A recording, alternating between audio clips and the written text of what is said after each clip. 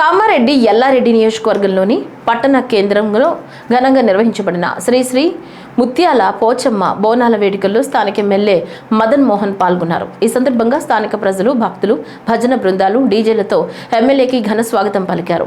అనంతరం భక్తులతో కలిసి పట్టు వస్త్రాలను అమ్మవారికి సమర్పించి ఆలయంలో ప్రత్యేక పూజలు నిర్వహించారు. ఈ సందర్భంగా ఎమ్మెల్యే మదన్ మోహన్ మాట్లాడుతూ శ్రీ రేణుక ఎల్లమ్మ తల్లిదేవి కృప ఎల్లారెడ్డి ప్రజలందరిపైన ఉండాలని, ప్రతి ఇంట్లో ఆరోగ్యం, ఆనందం, ఐశ్వర్యం నిలకడగా ఉండాలని కోరుకుంటున్నానని, రైతులకు మంచి పంటలు పండాలి, మార్కెట్లో సరైన ధరలు లభించాలి, ఇదే నా ఆకాంక్ష అని పేర్కొన్నారు. ఈ కార్యక్రమంలో కాంగ్రెస్ పార్టీ నాయకులు, వందలాది మంది కాలనీ వాసులు, మహిళలు, యువత పాల్గొన్నారు. శాంతియుతంగా భక్తి శ్రద్ధలతో జాతర ముగిసింది.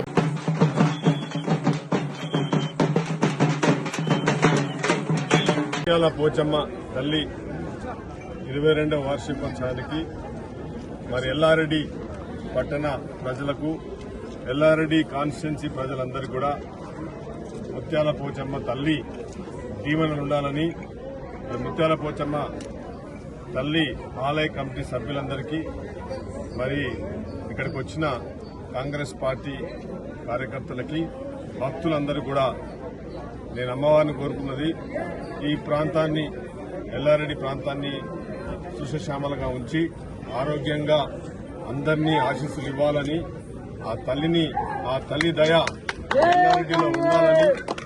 మరి ఎల్లారెడ్డి ప్రాంత ప్రజలు చాలా అమాయకులు, పేద ప్రజలు.